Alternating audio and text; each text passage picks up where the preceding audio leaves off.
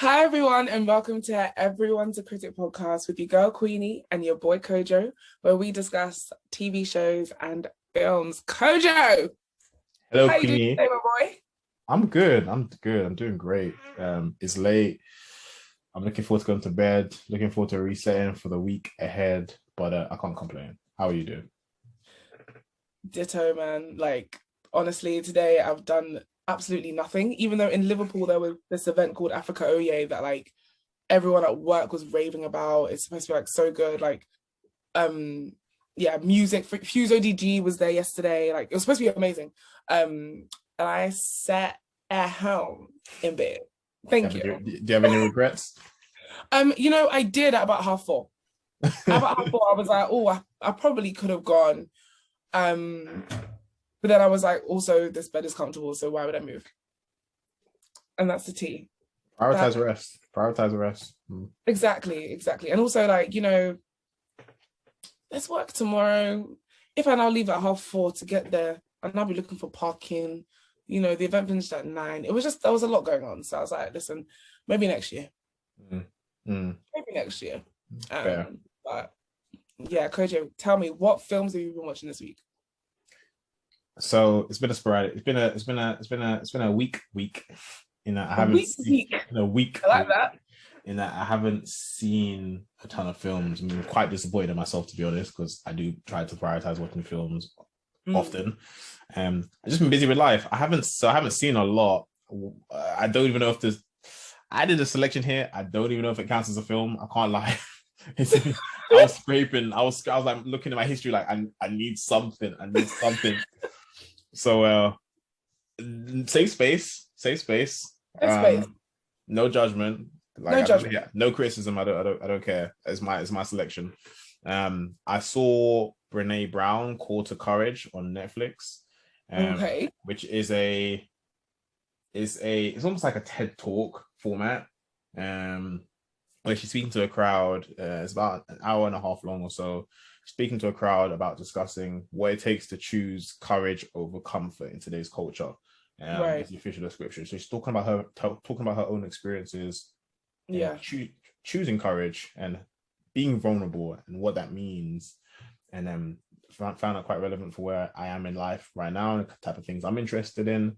Yeah. Exploring. I haven't finished it. Only got about an hour in, and I had to go and leave to do something else. So I'm looking forward to finishing that tomorrow.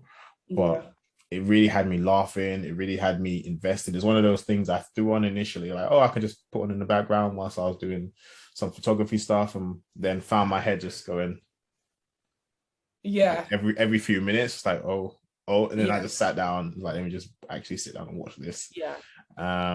So I love Brene Brown. Found it. Yeah, she's great. I didn't know. I'm late to the party on this. Like, I did not know, but I'm enjoying it. I think I remember watching that video.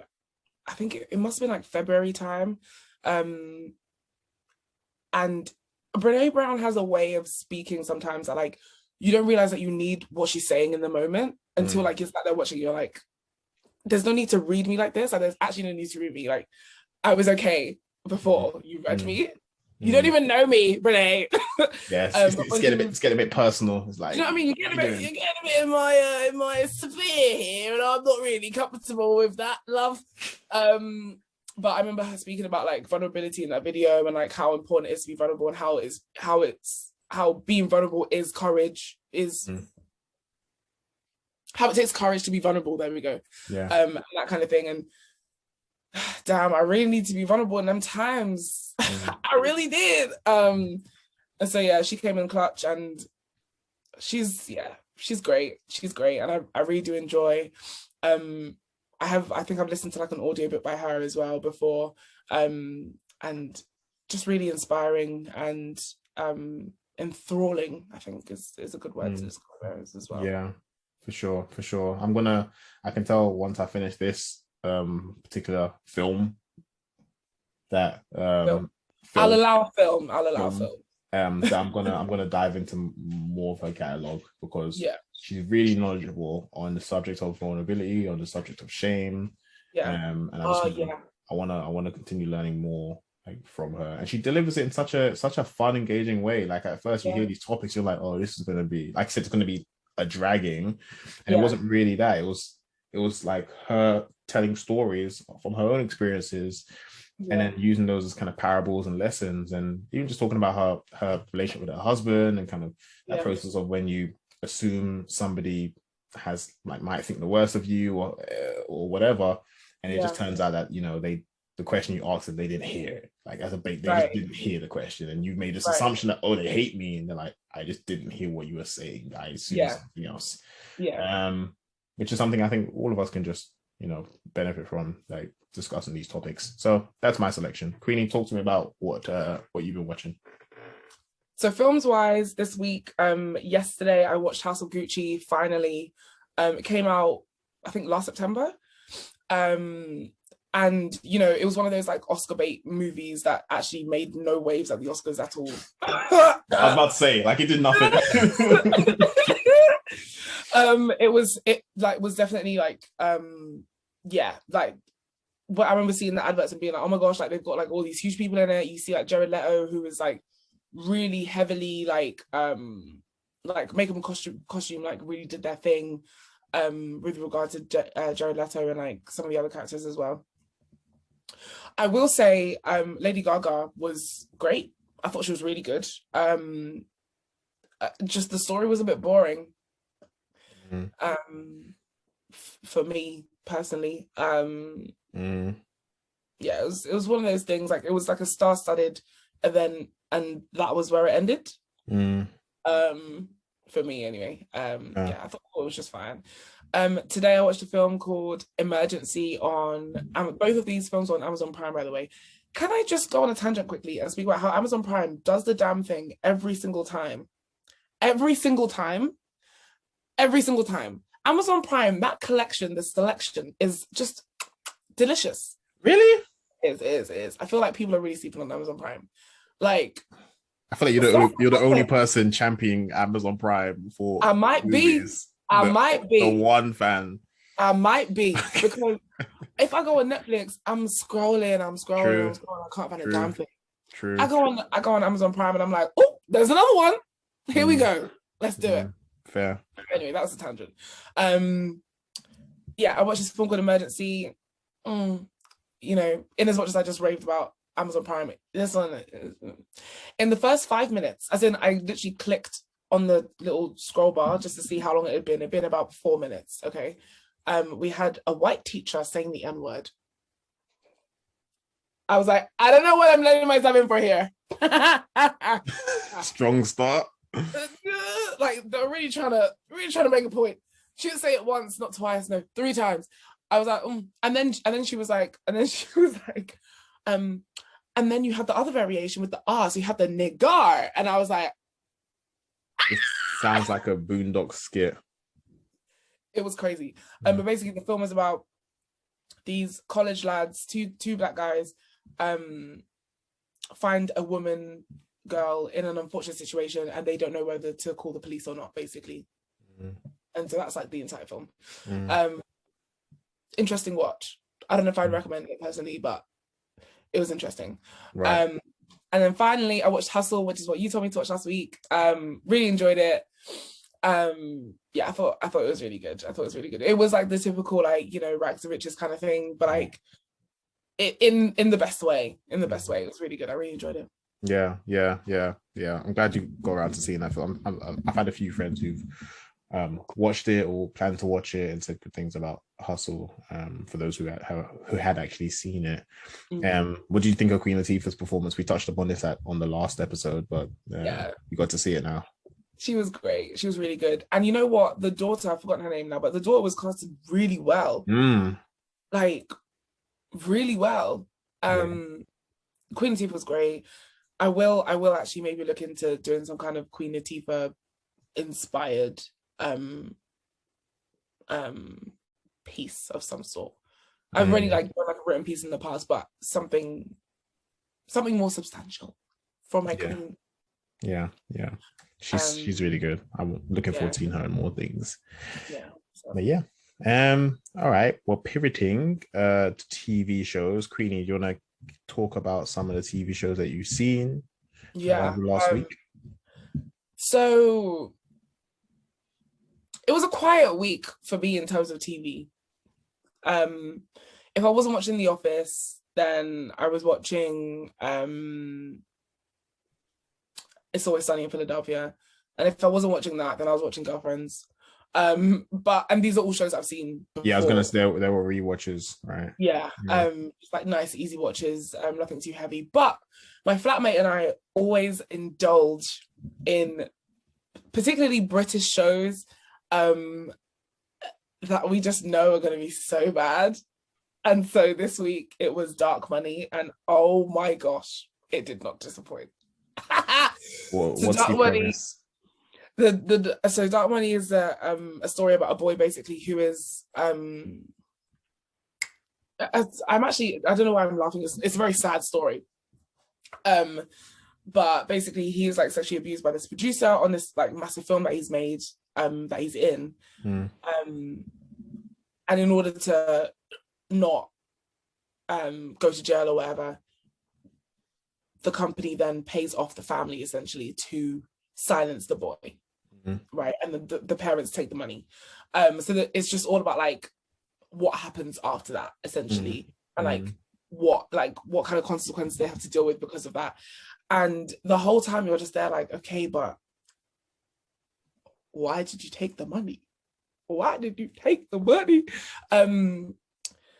Yeah, it was quite sad. It was quite sad. But the whole time my flatmate Simi and I like were just like, this is really, really sad and unfortunate. Really sad and unfortunate. But is it worth a watch? Yeah, sure. But only to see like how not to be a parent. Do you know what I mean? Like, if you want a life lesson in that, then that would be the show to watch. Because aside from taking the money, there were just a plethora of other things that were just so wrong with this family. So yeah. You recommending or no? You see me, I'm always gonna recommend bad shows. Because I really do believe in people forming their own opinions. Yeah, but that's just me. I would recommend it to you, if anything, just to laugh. Obviously, the actual situation is not funny, but yeah. Is it a show where you're like, this is a bad show? Like, is acting poor, or is it just like the premise? Is the acting poor? Oh wow, I'm answering my own question. I mean, God bless that boy, but he was very good at being angry, but every other emotion was not. It was not. It wasn't. Yeah, it wasn't that great. It wasn't given. No, and also some of the circumstances was just like what? Yeah, it was. So, for example, like he had a chaperone, and as a chaperone, like you're not meant to leave the child's side. So, like, the fact that this is even happening is like null and void. No, like, but it is what it is. Fair. Okay. My TV show that I started this week was Russian Doll. Okay. Russian Doll. Russian Dolls. Russian. Ooh. Russian Doll. Russian Doll. You've seen Russian Doll, correct? I've seen season 1, but I haven't started season 2 yet. Yeah, so I started season 1, which is on Netflix. It's a comedy drama series, which stars Natasha Lyonne. I believe it's also written by Natasha Lyonne. I don't know if she's the main showrunner, but I know she's like the head writer. Really? For it, yeah, Natasha Lyonne or Leone. Okay. I won't lie, I'm not the biggest fan of her. As an actor, I don't know her personally, of course, but like as an actor, I'm not her biggest fan. I didn't really like her in Orange Is the New Black. Can't lie. Didn't really care for her. Didn't really care for her. She does kind of. I do like her, but she is also like, and Natasha, if you're listening, I'm sorry, but it's a bit of a one trick, like, one character, kind of thing. I got that sense, and it feels like watching her character in Orange is the New Black in this, which is clearly like there's a lot of her in this show, but also in that character in Orange is the New Black. And I don't really care for either of them. So and somebody asked me like, oh, why didn't you like her? And it's hard for me to pinpoint why. I wouldn't say I maybe saying I dislike her is the wrong way to go about it. I'm just not a fan of her like acting, and it is a bit much for me.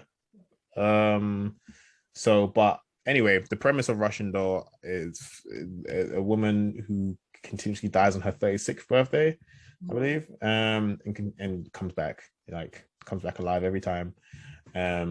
Which as a premise, I'm like, hey, I love time travel kind of storyline. I love live die repeat storylines. So I'm excited based off of that. Yeah, we'll see where it goes. It's early days. What episode are you on? I think 2 or 3. Okay. It's very early days. Very early days. So we'll see where it goes. I'm hoping I enjoy it, but yeah, the premise is definitely up my street. It's just I'm cautiously watching. Yeah, a bit jarred by the main character, which is annoying. But to be fair, in Orange is the New Black, I feel like the reason why I liked her in it was because the actual main character, Piper, was like unbearable. So everyone else was like a welcomed respite just to get someone else on screen. You know what I mean? Because like every time Sis was on screen, I was like, nah. Yeah. She played who is this? Nikki Nichols in Orange is the New Black. Yes. Which was also a show I am not fond of. I really liked the first season, maybe the second season, like back when I was in like uni, and then no more. It's really? Yeah, no. Oh no! What year was I in? I must have been in year 12. Like I must have been, still in sixth form. Obsessed. Yeah. Obsessed. Loved it. Yeah, it's one of the first Netflix shows to really sweep. So obviously you had House of Cards, which was the first, like the big one, where it's like, oh, have you seen this? And I remember Orange is the New Black also being around that time, being like, yo, have you seen this? And Sense8 was another one. Sense8 was also like really, really big.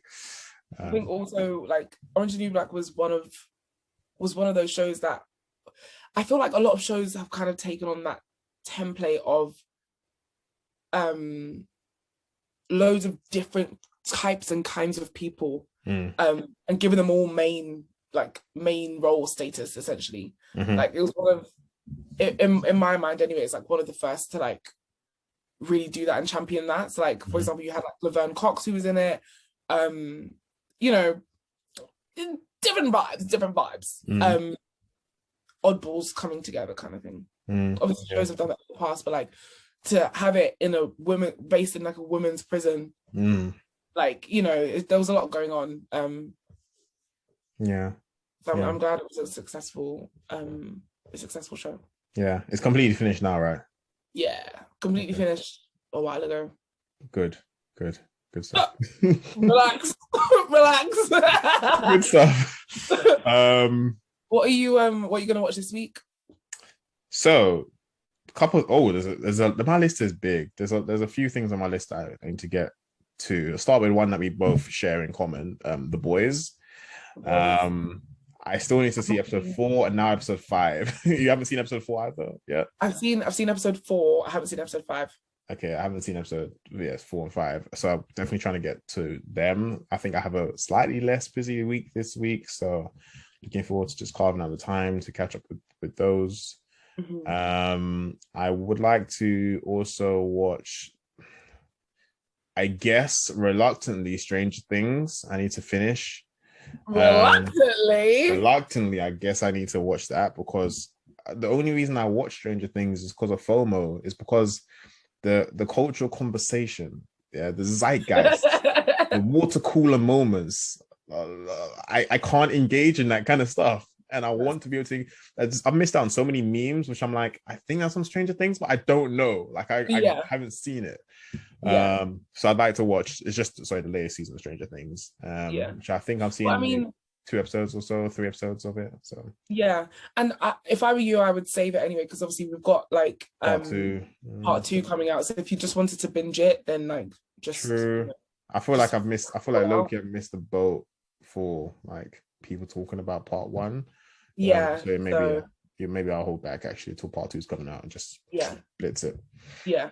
Also, I would say, just to go back to the boys, you were talking about like water cooler moments, and I found, I don't know if you found this, but like in my like social sphere up here in Liverpool, I mentioned the boys, and like people are like, no, what's that? And I'm like, let me tell you. So for me, it's for me, Stranger Things and the boys are like quite up there for me in my head. But then it's obviously just like, you just have to remember that not everyone is living in your head, lol. Yeah. So the amount of people that I've put on the boys, that we've put on the boys, like, it's a show worth watching. I need Amazon to run me the check, really and truly. This is why you're promoting Amazon Prime. This is why you're promoting Amazon Prime at the beginning. Apparently. It's not a sponsored post, by the way. It's not sponsored. Not yet. 2 other things I'll mention. Love, Death and Robots. I'd like to, watch that. Okay. I feel like the one person who hasn't watched Love, Death and Robots in a great depth. I've seen some of episodes of the first season. Yeah, I'm in the same boat as you. Yeah, and I feel ashamed every time someone mentions it, because it's a show which I know I should like, and I did like the episodes I saw. I just didn't really have a chance of like much interest in sitting down to really watch it. So do that. And I need something to fill the Black Mirror void before Black Mirror returns as well. So is it coming back? Really? I think they just announced that they're making it. Did I make that up? Oh my gosh. Feel free to get rid of that scream, by the way. That was outrageous. I feel like I scream every episode. I feel so bad for you guys. I'm so sorry. No, it's just the excitement. It just comes from within, It felt like a reasonably pitched scream. It felt like an appropriate scream, because it's true, Black Mirror season 6 is coming. So wow. It's finally happening. Oh my gosh. In the works. So Black is right again. Yeah, all is right until Black Mirror tells us how wrong the world is. I can't wait.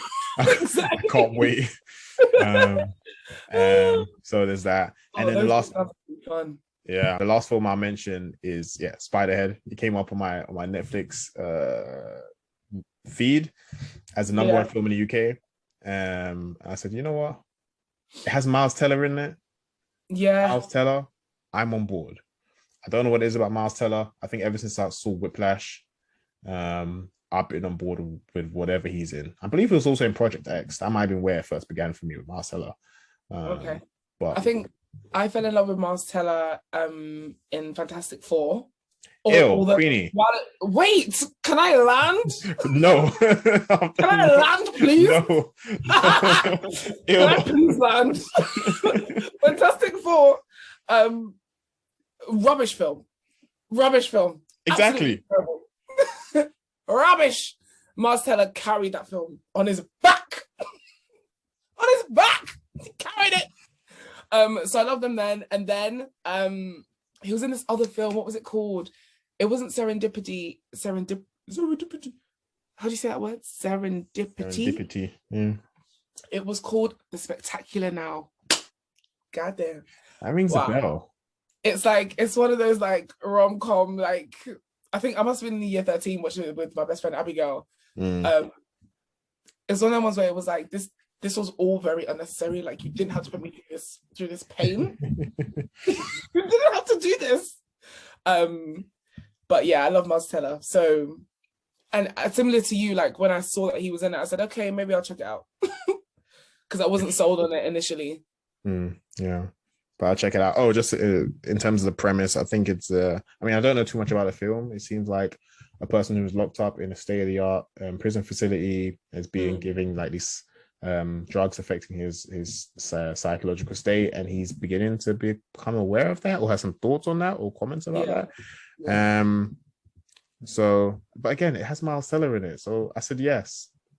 I said yes. I added it to the list. It literally added to the list at that point. But yeah, Queenie, what about you? What are you watching this week? This week I'm gonna watch The Boys, catch up on The Boys. Also gonna watch Spiderhead, which hopefully should be good. Gonna watch Fairfax on Amazon Prime, which is a adult animation. Season 2 just came out, I think, last week. It's basically about, so like Supreme, like the brand Supreme, they have like a similar one on the show, and it's just about like teens, and it's quite funny. I enjoy it. I think it's really funny. Based in LA as well. I'm gonna also rewatch Doctor Strange because it comes out on Disney Plus on Wednesday. Now, sorry, Doctor Strange 2, let me be specific. Did I enjoy the film? Hell to the no. Exactly. But has Simi seen the film? No. So I'm going to rewatch it with her just to make sure that I was right. Because I remember sitting in the cinema watching Doctor Strange 2 thinking, why did they do this? Mind you, I didn't mind the horror elements in it. I actually welcomed them. I quite enjoyed them. It was like a different like pace, but the actual story itself to me was totally whack. Didn't enjoy it at all. Sorry, I realize I keep saying Simi and I'm not actually saying who she is. She's my flatmate. Yeah, so gonna watch Doctor Strange on Wednesday when it comes out. And then I'm also gonna watch, drumroll please, Lightyear. The crowd goes wild. How are you 0 for 2 on those on both of those mentions? You're rewatching Doctor Strange when you know it's not good, and you're watching Lightyear when we both know it's also not good. Well, do we? Yes. Yes. The thing is, right, so basically earlier this week I sent Kojo some headlines. Unsurprisingly. That I've seen floating around. One of them literally calling Lightyear dreary. And so thing is, and I think another one said like lacks spirit. Like, yeah. Another one basically alluding to the fact that it's the worst Pixar film. Now, you need to understand something about Queenie, okay? And that is the fact that if somebody says that something is bad, especially critically, she's gonna watch it. Thank you. Like, when I saw these headlines, I was like, you don't know that you're actually giving me ammo. I know you guys I know you guys think that, oh, this will stop people from going, but I'm not people. I'm Queenie. So I'm gonna go. Somehow it motivated Queenie to watch the film more, hearing how bad it was going to be. Bro, the same thing with Cats. When Cats came out, I said, wow, if it's as bad as they're saying, I'm gonna love it. And guess what? It was worse. It was worse, and I loved every second. And I'm sure Jennifer Hudson, Idris Elba, James Corden, Taylor Swift, Jason Derulo are all ashamed. They're ashamed. They're all ashamed. But you know what? At least they can say it was the worst film ever made. Oh God. And yeah. Good record. Good track record. Lightyear. Lightyear, yeah, I saw being called the most soulless Pixar film. That it being an obvious cash grab, not just because Buzz is a popular character, but even the idea of like it's supposed to be, I guess in some way, if you look at the Toy Story universe, the film or the franchise that kicked off like the Buzz Lightyear that kind of craze in Andy's world, it's supposed to be this film that we're seeing, Lightyear itself. So I think I saw a promotion of like Andy as a child going to watch Lightyear with Woody and all the other like toys before Buzz got there. So it's supposed to, again, they're trying to play on the heartstrings, apparently all just falls flat. So yeah. But the thing is, I think part of me wants to, like, doesn't want to believe it, especially because Chris Evans is in it and Kiki Palmer, and I don't want them to fail. no Kiki. You know, like when I didn't even realize she was in it until I was seeing like seeing her at premieres and stuff like that, and I was like, oh, hold on, like I didn't even know you were in it. But so simply, especially for Kiki, I'm like, please, yeah, it can't be that bad. Yeah, that's a shame. And I was a big fan, like growing up. I watched the Buzz Lightyear Star Command TV show, the cartoon TV show. It was really great. It was on I believe on Toon Disney, but also on BBC at some point, one of BBC channels. And just seeing kind of Buzz go on his missions, kind of raising these like new soldiers, space soldiers, whatever, and everything else. Yeah. I just found I was almost excited to see a film come about for him. Then I realized I don't care. I actually don't care. I don't care. I'm finished. So anyway, with that lovely note, Queenie, thank you for talking about the films, TV shows you've been watching, and that you're going to watch. I actually need to make sure I get through some of this stuff on my list, but I'm looking forward to catching up with you next week to talk about things on both of our lists. You don't have to rewatch Doctor Strange, you know. You actually don't have to. Will. Okay. I will. Lightyear, I'm like, you haven't seen that, so who knows? But you don't have to rewatch Doctor Strange. No, I will, because firstly, because my flatmate is going to be watching it, so I might as well. And secondly, because I can't even speak now. Secondly, because I just need to be sure that Marvel really made this grave mistake. Sorry, was that too harsh? No.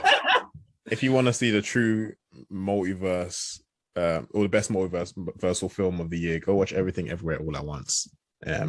You watch that. But Queenie, do enjoy your rewatch of Doctor Strange and everything else that you're watching. I will try my best. Yeah. You as well. All right. Take care. See ya.